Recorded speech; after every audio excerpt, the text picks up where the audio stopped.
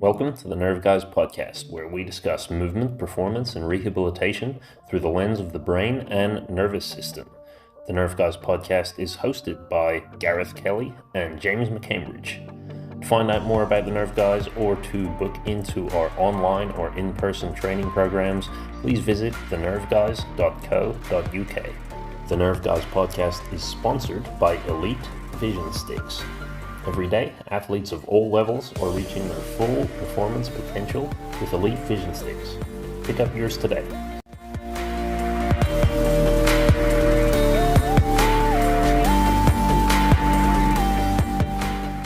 Hello, everyone.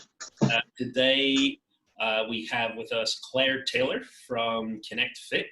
This is a pretty exciting one for me because me and Clare actually used to work together a long time ago now at the National Gymnastics Centre in Belfast. So hello, Clare. Thanks for joining. How are you doing today? I'm doing great. Thanks for having me on, guys. Good to be here. Yeah. This is like I said. Today we're going to be talking a little bit about that kind of crossover between gymnastics and sport and the kind of fitness and rehab world and what the transitions and crossovers are. I feel like I could probably give you a bit of an introduction, but I don't think I'll do it justice because your gymnastics career was well before mine, and we haven't seen each other in a while either for all the stuff you've been doing with Kinekt. So would you be happy to run us through what got you to here? So what have you been doing in the world of gymnastics, and then what made you decide to swap to kind of the fitness world? Okay, well, like you said, I have been involved in gymnastics all my life. I was picked up in the playground at 4 years of age because I could cartwheel both directions equally as well. And primary one teacher said, I know a man, Mr. Tony Byrne, you obviously know him well, who may be able to snap you up, and that's exactly what happened. And I progressed on to represent the country, being on the British national squad for a number of years, and then I went on to coach for 20 years of coaching, believe it or not, all different levels, but always within the artistic field, women's artistic. So as much as I love the sport, I think it's a fascinating sport that everybody should try and experiment with at some stage in their life because of the benefits that it brings. I felt that keeping the knowledge within the sport was selfish, because I felt that other sports, other people could benefit hugely from the benefits that gymnastics teaches you in terms of body awareness, spatial awareness, just being able to move and use your body, and even the thought processes of sort of elite performance. And I wanted to be able to experience working with other sports and bring what I know and what I've learned my entire life into down other directions and avenues. So I actually stepped away during the first lockdown, because knocking your pan in for 45 hours a week, you get on that hamster wheel, don't you? It's just, you get up, you do what you do, you go home, you sleep, you get up, you do what you do, and that vicious cycle. But when we were just all forced to stop, I asked myself some very deep questions. Claire, where are you going? Do you know what I mean? What are you doing? What do you really, really want to do? And so I came to a bit of realization that I wanted to spread my wings and I wanted to learn new things, and this is where I am today. So I went on and did the whole FRC side of things, functional ranging conditioning. So I work with a lot of people in terms of helping with mobility, and I have been working a lot with general public, and I enjoy it, but I find my heart is very much still in the sports world. Mm-hmm. I was going to ask as well, because did your train of thought with gymnastics, did it change over time? So I know you were saying kind of that it's selfish to keep everything in the gymnastics world or anything. Imagine the answer might be yes, given you had 20 years of coaching, but you think about it, for me, when I was while I was in Salto gymnastics with you, I could very much argue that there was no sport better. It was like the only thing that was useful to the general public and stuff. And now I kind of, after experiencing circus and stuff, I go, oh, there's actually different ways to do things. And so that was interesting to me. But I wonder, how did it change? How did your thoughts on like gymnastics as a sport, and as well as how it could help other people, how did that change? Yeah, I mean, I definitely don't know everything. Nobody does know everything. We're always students, everyday students, and we can always keep expanding and learning. But I felt I'd hit a level where it wasn't exciting me as much as what it used to excite me. You know, there's all these big skills and stuff, and I was finding myself seeing things and going, yeah, it's good. But, and you know, my attention was going in other directions. And my mind started to go in a way that what we do here, I could use to help other sports in terms of how we train and just being able, the way we use our bodies basically, and just creating forces and just tension in the body. And when I started to experience other sports and watching other sports train, I felt that a lot of sports were skipping those basic fundamentals, and they were trying to go from A to Z very quickly. And this is why people were starting to drop out and become injured, because they didn't have those basic fundamentals in place. And I just felt that, you know, I didn't really get a buzz out of teaching the really high level stuff anymore. I was getting more of a buzz out of the nitty gritty, detailed work of body alignment and movement and just dysfunctional movement and trying to correct things.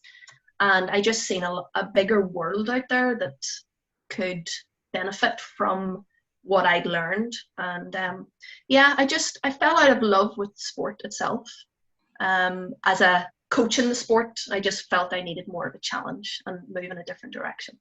Yeah, and that's interesting. Like in terms of the intricacy of stuff, you can kind of go both directions there. There's like the super detail in the highest level of things, but then I think that's what we decided to start doing with the applied neuroscience stuff, was going like, how much detail can we get into the very basics? And yeah, I think in some aspects in like the sport world, I remember seeing, was it Andy Murray, maybe? He was the tennis player, and they showed him, he was doing like a gymnastics circuit where he's sort of going, oh, this is actually helpful for me. And you watch it, and obviously world-class tennis player, definitely not going to be a gymnast anytime soon, but he was raving about it, being like, yeah, this is actually really good for all of my body awareness and, like you said, the sort of fundamentals of things. Do you find that athletes and sort of sports people that you work with, or do they buy into it easily, or is there a lot of convincing that you have to do? I've been very lucky because they've approached me when they've heard, you know, obviously we're all connected to certain other people, you know, we're only 2 people away from knowing another person, something like that. And they've contacted me purely because of my background in gymnastics and them knowing that I'd been involved for a long time. And I think it's I don't know whether it's the right word to use, but they're very much early adopters in terms of understanding the importance of those little intricacies within movement and how that affects performance later on down the line. And if we don't get those right and corrected at an early stage, I think there's an awful lot of heartache for skill coaches out there in trying to teach higher level stuff, no matter what sport you're in, if that athlete does not understand their body and understand how to make it work to the best possible advantage to them and their sport. You can run over old ground over and over and over again, but if we put it in place right at the very beginning, and I'm talking even youth sports, let's get it in there when they're young, because one, they know their body. When they start to mature and grow, it's not so much running around not understanding what's happening. They've got it. They can work through that process and that phase so much quicker. Plus as well, it protects them from the degeneration of dysfunction, you know, if that's put in place right from the very beginning. Yeah, that's how I feel about things anyway. Yeah, I absolutely agree. I think what's the book? Range by David Epstein. I get it wrong every time. Stein. David Epstein. Range. Yeah. It's a whole book about, why variation is actually better, apart from maybe certain things like chess, where the rules never change, the environment never changes. Actually, the more diverse of a wealth of experience that you've got from as many different places as possible, that's always going to serve you well at the one thing that you do want to excel at, because every time you have to change or learn a new thing, you can just sort of go, oh yeah, I'll pick it up from here. I'll pick it up from here. Well, that's the key, isn't it? If there's a variable at all in your sport, then variation is the key. Yeah, absolutely. We used to describe it as like you build your skill up to the point where it's like a mountain, like you get this little peak on the top of the mountain, which is the skill, like your round off double back that's taking you ages to perfect. And then if you want to learn, let's say, a side somersault, well, actually you've kind of got to go all the way down the mountain to about here and then start building it. Whereas if you can be working on different types of rolling patterns, and if all of your fundamentals are raised up, like the whole bar is raised quite high to begin with, then it's just many little peaks that don't take so much traveling down and traveling up to get to it. Absolutely. I even notice, and I'm sure you guys are the same, that, especially when I'm working with the younger generation in sport, straight away, they've done gymnastics, just because they seem to get it. They seem to be able to manage their bodies so much more naturally than what a child who maybe hasn't experienced it. And, I've always thought that gymnastics is the grassroots for all sports. I even remember working in Salto, and years and years ago, myself and Tony used to get up exceptionally early to go in, because we had the likes of Ulster hockey players coming in, we had athletes coming in, pole vaulters, who wanted to come in and use the facility, but also gain the knowledge and the experience of more spatial awareness, flexibility, mobility, strength training from a gymnastics perspective. And they found that extremely beneficial, this type of stuff that they learned, and then utilizing that in their own sports, So even back then, you could definitely see the benefits of having some knowledge or having some experience in the sport. Yeah, I think gymnastics, from my point of view, this is coming from someone who's really always was circus more than anything else, but I've done some sort of adult-based gymnastics classes, and then I've taken tumbling classes, obviously, at circus school and all that kind of thing. Gymnastics is one of those sports that has a better foundation for better movement, if that makes sense, all around. Because obviously you're working on all of the sort of the neurally important skills. So vestibular, you're doing loads of different rolling patterns all the time as part of the sport. Proprioceptive feedback, your joints are working, your joints are working with the environment as well. And visually, obviously, your vision is working. Whereas other sports, you only really do rolling patterns when you mess up and trip, or your vision. Do you know what I mean? It's not. Yeah. It's not trained. Yeah, and I it's funny you say that, because without it sounding arrogant, because I certainly don't mean it in that way, but when you play football, you run and you kick a ball. When you play hockey, you run and you hit a ball. When you play tennis, you run and you move different directions. But gymnastics is such a complex sport that it's running, it's jumping, it's tumbling, it's somersaulting, it's upside down, it's standing up. It's there's so many different aspects, because it's such a technical sport that it just teaches everything, doesn't it? Yeah, it's hard not to cover all the bases of how the brain should function. So it's hard not to kind of hit all those little bits. Obviously, coming from a brain point of view, body as well, it will teach obviously your joints to move quite well.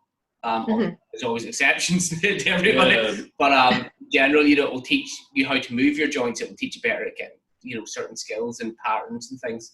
Whereas, like, as you say, football, you're kind of run forwards and backwards. Thinking for the vestibular system. Whereas in gymnastics, it's all of them. I think for me, it even as when I was a coach with gymnastics, you kind of did see that. Like I had obviously the boys that I was teaching, quite often, especially in the younger groups, they would do gymnastics and we go, oh, this kid's going to be really, really good. But then every other sport also would clock on, like, just because they were getting good at gymnastics, like, actually, well, now the rugby guys want him, or now the swimmers want him. And so you get a lot of ones leaving because they were doing a lot of gymnastics training. But then because of that, they were doing a little bit of rugby, and straight away they were kind of outshining all the rugby players. And so actually as a developmental sport, especially, I guess, it's probably really useful. Yeah. Not so great for us wanting to keep the gymnasts, but... No, exactly. And I remember back in the day, I know we can't do this now, but back in the day, especially when you started to get picked for representing country at that sort of level, you know, you were told no PE in school, you're not allowed to do athletics, you're not allowed to do any other sports, because obviously every other sport wanted you. When you're training 24 hours a week, you know what I mean, 26 hours a week, everybody's going to want you because you have that skill, you know, to take down any sport. But I know these days with kids doing so much, you can't really lay down the law as much as you used to be able to do back in the good old days, you know, so things have definitely changed. I do think that it's a blessing and it's a curse. I think the fact that gymnastics does help things like, I would say, especially the vestibular system, sort of develop. Mm-hmm. And then whenever other sports starts noticing, you know, that, oh, actually, this child is a little bit further along than some of the other counterparts that don't, for example, do rolling patterns, and, you know, they never end up with their pelvis above their head intentionally. Yeah. You know, actually go, oh, we can take this one. Yeah, and when they fall, they go down like a ton weight. But when a gymnast falls, they tend to do 2 or 3 tumbles, and away they go again. You know. Yeah. So I have a question actually that I don't know if there'll be like a proper answer, but it's just because it's something that's been going on in my head for quite a while, and I think it's just because we brought up Andy Murray and watching him sort of struggle through that basic gymnastics circuit. I was wondering what your thoughts are in terms of like using gymnastics as a tool to help people experience something different versus taking gymnastics and then kind of injecting it into a new sport. So like, what do I mean by this? So the example with Andy Murray, he said, gymnastics is going to be really useful for me for my tennis. And then he did something that looked like very traditional gymnastics, and I can see where there's probably a lot of advantage in that, where you take someone and you tell them, hey, I'm going to give you a bunch of rules that you're really not used to, and now you have to start adapting to these, and that's probably really useful. I also got to work a little bit with the Chelsea Football Club Youth Academy, and they kind of had an approach where they were like, nah, we're gonna take gymnastics, we'll have like a gymnastics football session, or, you know, you come teach us gymnastics, or actually circus acrobatics, and we'll figure out how to put all of our football drills into the same thing. So we had, you know, a trampette or a springboard, and there'd be, you know, you're going to run up and you're going to do your dive roll. But a lot of the time in football, it's all about deceleration and things like that. So then they'd call out, you know, Mark or Luke, and whoever's name gets called out is the one that gets to jump, and the other one has to realize, you know, they have to run around. Or, you know, so it was like this intertwining of acrobatics with football. And then the other one was like, forget what you already know. Do you have any thoughts on, like, do you do it a certain way? Do you think there's value in both, one better than the other? Okay. I think there's probably value in both, because I've worked with the IFA a number of times, and they brought me in specifically to do gymnastics. But when I was planning my sessions, I sort of thought, okay, so let's think, what does a footballer do? And you talked about the deceleration, change of direction, and so I started to integrate. Well, let's introduce a tumble, because they're going to fall over. They need to get up quickly. They need to change direction, find out where they are. So I was planning my sessions all around the foundations, I suppose, of football, and injecting the gymnastics into it. But for a footballer maybe to then come into a gymnastics environment, I think I've picked you up right, to do specifically gymnastics. Well, obviously the environment, being in a gymnastics environment, is going to be a lot more beneficial and safer for them.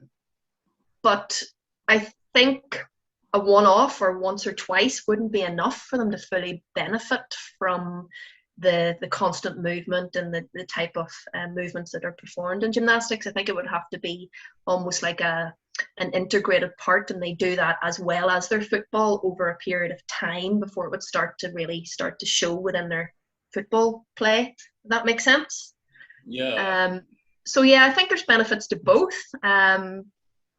I do know that working with the IFA, the certain age group that I was working with, and it was female footballers actually, the feedback that I got from the strength and conditioning coaches was that the kids that were receiving the gymnastics tuition were so much more tuned in and clued in when it came into the weights room, because they had those fundamentals. They knew how to produce force throughout the body, create tension in the body, as where they were bringing younger footballers into the weights room for the very first time who hadn't done gymnastics, and they were having to teach all those basics, and it was taking a much longer process.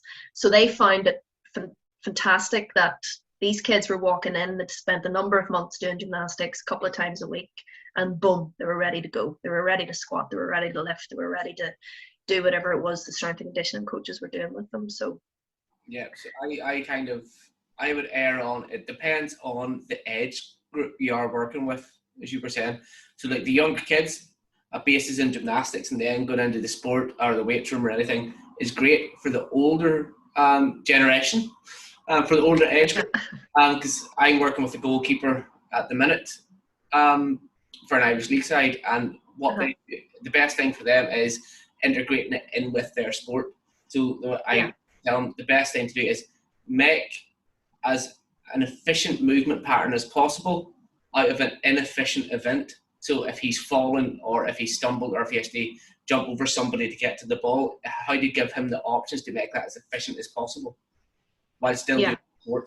Does that make sense? And efficient and safe, I suppose, you know, so they know how to fall, and absolutely. So yeah, completely true. The age group is a big factor, isn't it? You know, and what it is that you teach as well. So yeah, that's really cool as well. That I always thought of the crossover going the other way, like, you know, oh, well, you teach them gymnastics and then surely their football is going to improve. But actually, I never thought about the strength and conditioning coach then also getting that benefit, and then because of that, probably you're going to double down on the improvements in the football side of things. Like, you know, if they can already correlate improvements in strength and conditioning with improvements in football, then gymnastics to strength and conditioning, then actually, just this huge spike. Well, my sort of theory would be, you know, well, let's teach it all at the young level, and then it's a much more fluid transition through the performance ladder, which is fundamentals are there, the basics, the understanding is there. Move to the next stage, they don't have to recover that ground again because it's in there. It just happens automatically. And then when they come to skills, they know their body. They don't need to get to know their body because they naturally just do it anyway. And I think the process of working up the ranks would be a lot quicker, a lot less frustrating for all the other coaches involved down the line. Yeah, I think a lot of sports, especially I would probably because I've dealt with it most, the likes of football and rugby are very quick to get their athletes, whether it's younger kids or slightly older teenagers and stuff that are going into academies, straight into the weight room. Yeah. And a lot of them can't even body weight squat properly. Nope. So I would, if I was writing out, I'd say a youth training plan, it would be a season or a block of gymnastics first, moving it through into the strength and conditioning, and then skills when they have the ability to perform the skills already laid down. I think a lot of places actually miss that kind of thing. They're just like weights. And I think as well, from my experience and what I've experienced recently is completely 100% agree with what you're saying, Gareth. Coaches get so excited when they see a kid, oh, they're a great player. Let's push them on. And it's like, well, yeah, I get that they're a great player, but let's look at how they move, because if they don't move well, they may finish their career in sport in the next 2 years. Yeah. Because they haven't been able to move well and they don't understand their body. So let's really focus on ensuring that they stay within the sport by trying to minimize injury as much as possible by fixing all these and giving them the right skills and the right tools to move and utilize. But it's getting under other coaches who maybe don't, I don't want to sound this rude, but who maybe don't understand that, and they're just so excited and they just want to push them on because they're going to be great players. Does that make sense to you? We kind of find it a lot with the neuroscience stuff. So when we bring it in and go, oh, this eye exercise has reduced the threat your brain's experiencing. So actually you're now a little bit stronger or a little bit more flexible, so then you can go and do a little bit of the work in there, and hopefully then that range becomes normal. Some coaches are like, what? Yeah. It's really hard to get someone excited about telling, we're going to make you way better at turning your head to the right. It's like, well, I'm not going to put that on Instagram. Why? I know, exactly. That doesn't win me any medals. And I think the useful analogy, the one that, because I also struggled with that, I think my introduction into neuroscience was through psychology, and there's a huge thing in psychology now. The movement is, I don't know if it's a movement, but positive psychology, and the idea is they sort of figured for people with like depressive symptoms or just, any of the negative aspects of mental health, they used to try to treat those symptoms and get everybody to neutral, and they found it wasn't working. And what then they said was, well, actually, what if we just try and make people just have a really good time, like just, play to your strengths, that sort of thing, always do what you enjoy. And then they found that actually brought people not only away from the negative, but into the positive. And so I struggled with that a little bit, because I said, oh, well, surely that's the same in the sport. Why shouldn't I'm really good at backflips. Why shouldn't I just do thousands of backflips? Yeah. That's all I enjoy. It's all I like. And probably to an extent, that's true. I could push myself more and more and more. But then once I got into the neuroscience, they started talking about myelin, which is like this fat that wraps around your neurons. And if you don't spend any time on the basic skills, they don't get this fat wrapped around them, which means your brain has to think twice as hard before it does anything. And apparently that is the reason why so many people, when they get pushed, they get injured, is because their brain panics, and then it just says, hey, how about you just have a load of pain here or here or here? And that kind of helps. I had a question that was going to come out of that, and then I just talked for far too long. What was I going to say? I don't know. But I like the idea. It's kind of like your car blowing a gasket if you push the car too hard, too quickly. If it's miling, really, really nicely miling, and it's like a little supercharged highway, so it's like a bumpy brick road. Yeah. It's like people, wanting to do stuff, in their minds, they can see it, but their bodies haven't been trained or manipulated in a certain way to deal with that movement, you know what I mean? So they're pushing themselves beyond their capacity, only because it looks great and it looks exciting, and I know I can do that. But like you say, you come to a point and you go, boom, the body just goes, hold on. Yeah. This is not happening here. This is not happening. So here's a broken bone. Here's a torn ligament. Here's a snapped tendon, whatever it may be.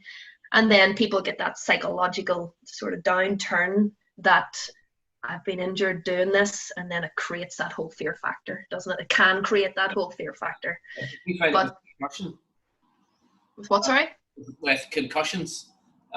Any footballers or anything like that we've had with concussions, they'll feel like they've went away and they've rested it, and then they're coming back to play, and all of a sudden their vision goes blurry, or it goes like time lapse, black, on, off, and they start freaking out, and it's because they felt like they could go back to where they are, but they still have a traumatic brain injury that they haven't effectively recovered, so the body just goes, and brings on symptoms. Yeah. And I guess one of the other interesting things with putting gymnastics into this sort of stuff, actually, it's probably a way you could get more excited about the fundamentals of things. Like if you're just going to have your standard strength and conditioning training, I can see how, just thinking for myself, I'd get excited if I could lift something a bit heavier, or, and as long as I can show somebody, look at this number, it's bigger. But then for the rest of the stuff, it's like, well, what else am I going to do? Is like, well, you're going to do a bunch of lunges. Okay, they're not that cool. You're going to do some press-ups, right? Fine. But if you could then go, well, you could either do the lunges and press-ups, or we could add some rolling patterns, and we could add some like different directions and spinning and jumping and things like that. I think that's probably a good way to get people a bit more excited about like being able to keep it on that basic level, but still teaching them something that feels like a skill at the same time. Yeah, I mean, I've tried stuff like that with people, some clients who've been coming to me for a while now, who are not sports people, and I try to introduce a lot of coordinated style, strength, and movement. And I'm very much a demonstrator. I'm very much a doer. I find it's okay. Well, let me just show you. I'll talk you through it, and then you can try it yourself. And I found some people, because they don't have that sort of very basic understanding of how their body's operating, they find it all very confusing, in terms of that's a lot of stuff to take on there, as where I might not feel it's a lot of stuff, but then I have to say, hold on, Claire, these are normal everyday people who haven't been through the process of training for many, many, many years. And I know that sometimes I have to say, Claire, come on, wise up. Let's break it down and make this much more simple. But it's trying to remove the boredom of just lifting weights and just squatting and just lunging, in order to keep it interesting for people, and give them variety. Yeah, I think the layman lifting weights, sort of when they're in the gym, they lift the weights the way they've seen, like the health magazines or 80s action films. Again, 80s action films. I blame 80s action films for a lot. Okay. Like, no pain, no gain. Like, yeah, lifting a log, going and that kind of, that massively muscular build and all that kind of thing. That's what they think they should. Where actually, to take it a look back further, so you can look at gymnastics, the way people move there. You can still get extremely muscular if you want it, doing really, functional movements and that involve, controlling your own body. Or you go further even back if you want to lift weights, old school strongman things. Yeah. Well, the bench press was there. It was the bent press that you would, you would lie on the floor and you would back bridge it up and then press it up. Yeah. But then one guy was really good at it, so that everybody else could compete. They took his skill out of it and put a bench in. And all these movements like the squat, the bench press and all, they all used to be harder than they are now. Yeah. And I think a little bit of it, the fun is the skill of learning the hard skill. So it's the skill. Yeah, absolutely. It's the cognitive challenge. Yeah, the cognitive challenge, isn't it? And the opening up those new neural pathways from learning all these new movement patterns. Exactly. And if you go into a gym these days, you'll find that 90% of the people in the gym are bored. Oh, absolutely. Yeah. Because the movements have been watered down to the very, very, very basic version of the movements. So when they get something like gymnastics or something like that, they're like, this is great. I have fun. Yes. Yeah. Uh-huh. That's it. And they can really let themselves go. They can really just let loose and especially if you're in that gymnastics environment where you've got the safety and you've got the pits and everything like that, then it does create that little bit more of a courage inside. Well, hold on, I could chuck this in here and I'm going to be all right.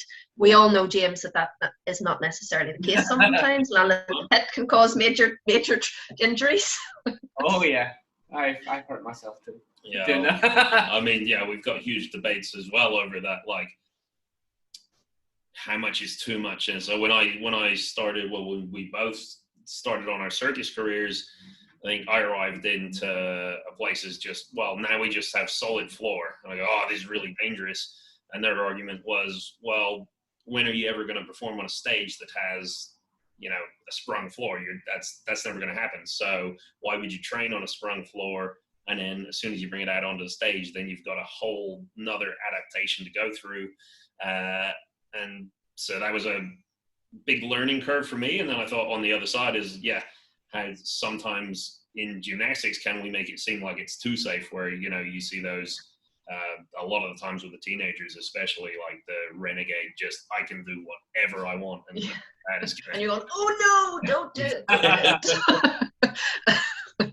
And I sort of had the best of both worlds too. You know, I'm 40 plus. I won't tell you how many pluses, but I would have been back in the day tumbling and competing on hard surfaces, on beams that has those sharp wooden edges. You know what I mean? You split that beam, and oh my god, it was not nice. So I've been through that phase of the very basic equipment, and then moved through my gymnastics career when the equipment started to become a lot more advanced. And then when you look at gymnastics today, and you see the skill that's being performed, you know, the level of difficulty, but it's also because the equipment has become so advanced. You've got fiberglass bars now that you can bounce a mile into the air if you jump off them, and the coils and the floor is so much more sprung and so much more reactive. So of course that's going to help you perform and give you more airspace and time to do more difficult and complex movements and skills, you know. Yeah, I wonder, is that, going slightly off topic, but I wonder, is that even also necessary a bit, where people go, I don't, like you said, you were coaching for 20 years and you kind of like, well, it changes, but it's not changing. So it gets a bit boring after a while. And so maybe, like, aren't they doing it in running now with the spikes in the shoes and everyone's saying, oh, this is not fair to Usain Bolt. But then it's like, well, then all we're going to do is just watch nobody beat that record for years. Yeah. Maybe people don't want to see that. Even in speed cubing, when I do Rubik's Cubes, like the whole big thing over the last 10 years was how good they could make the equipment. Like it wasn't really faster people, it was better equipment. And now that's starting to taper off. So it's becoming much more interesting to see, like, oh, how are we gonna break records now, because we don't think the equipment that we're using can get any faster, which is quite I was going to ask, so we got a little bit of time left. I thought it might be nice to flip this conversation on its head and actually talk about things going. So we sort of talked like how gymnastics can be really great for other things. I'm wondering now as well that since you've been getting into like the FRC stuff and you've got to work with a load of different sports and kind of see how either different athletes train or how different athletes respond to things, and especially the fact that you've had to, I guess, deconstruct things, like you were saying, rather than look at the intricacy of the high level movement, you've had to deconstruct a little bit further down. I wonder, do you have any thoughts on, is there anything that you've learned, say, in FRC that you're like, if I had known this during my time coaching gymnastics, I could have made a bigger difference? I think, well, like one for me would be, I think there's a lot of people that kind of fall through the cracks. Like we do tests for the kids, and, at 4 years old, we kind of go, yeah, you're probably going to be a gymnast. You're probably not. But a lot of that is just, you're going to respond best to this kind of training. But maybe if we had more knowledge about that basic training, maybe more people might be available. But I don't know. Do you have any thoughts on that yourself? FRC definitely has expanded my thinking and expanded my brain, and just how detailed it is. And obviously the first real thing that really was highlighted for me was I was looking at how gymnasts and sports warmed up, and the majority of them warm up with the use of obviously momentum, swinging, lots of fast movements, things like that, get the body moving. Obviously you need to raise the heart rate, but the fact that with the FRC model, everything's really slowed down, controlled, that I started to ditch my sort of gymnastic style warm-up and focused more on the FRC style warm-up, which is obviously very deep joint orientated work. I actually find that I'm probably stronger, more mobile, and have more control than I've ever had, even as a gymnast, because I just feel it's a lot more focused. And I find that if gymnasts were to utilize this and integrate this into their own training, they would probably injure an awful lot less as well, because it's a very sort of nitty gritty, let's break it down and let's have you feeling a lot more control within the body rather than those quicker movements. So I think, yes, if this had been around 20 years ago, I probably would maybe have not injured as much. But I definitely don't feel like I have a body like a 40-plus-year-old. I feel that my body's probably not weight-wise, but strength-wise and movement-wise in the best condition that it's ever been. Mm-hmm. Yeah, that's interesting, and that's I think I would agree on that with the warm-ups. I get the feeling in a lot of gymnastics warm-ups, the warm-up is just the thing that you learn, and then that's just going to be what you do. You don't ever need to know why, and that's fine if it works, and it probably does certain things. And like moving quickly, I can see for floor and for vault where you're going to suddenly be really, really springy right after. That's probably a good idea. But if you're not paying attention to what you're doing, it's probably not making that connection with your brain. And with slow movements, you kind of have to pay attention, right? You have to pay attention, and it's also then you sort of then start to think why you're doing it. What's the purpose of doing it? What's the reason for doing this? And obviously with the FRC, there's obviously the intent of why do you need to increase your shoulder external rotation or internal rotation, whatever it may be.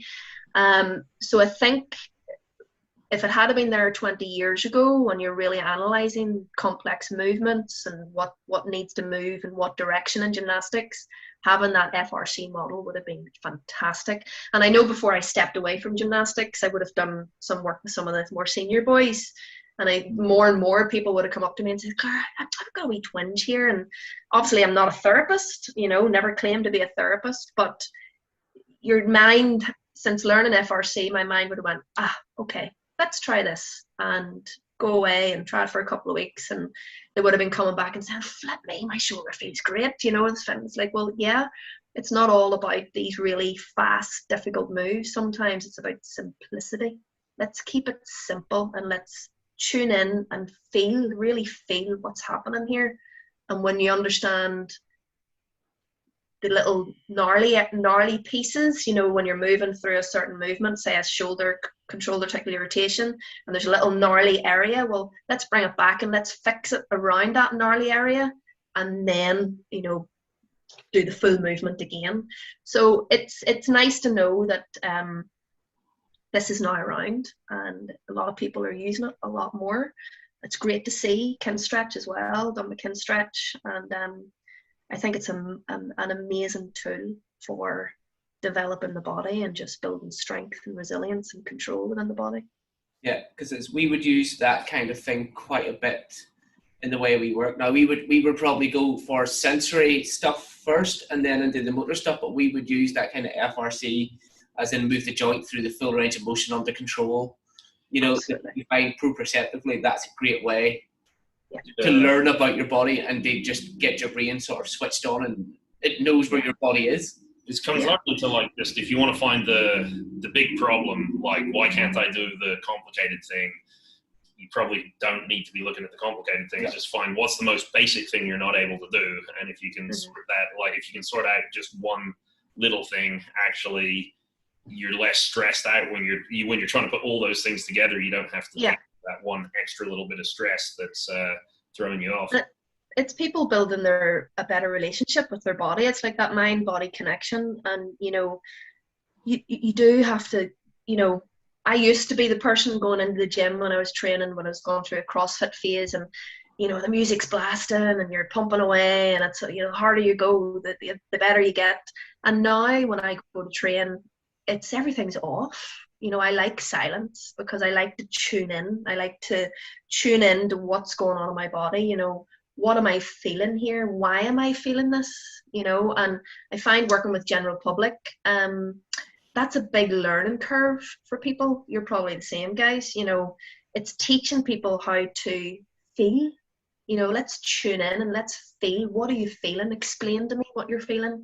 And you're asking people that sort of work certain muscles, and it's like, I can't even move that. I don't even know how to move that. So it's a lot of tactile touching, and okay, let's get this working. You feel it now. Oh yeah, okay, I can feel it now. I find that really, really fascinating.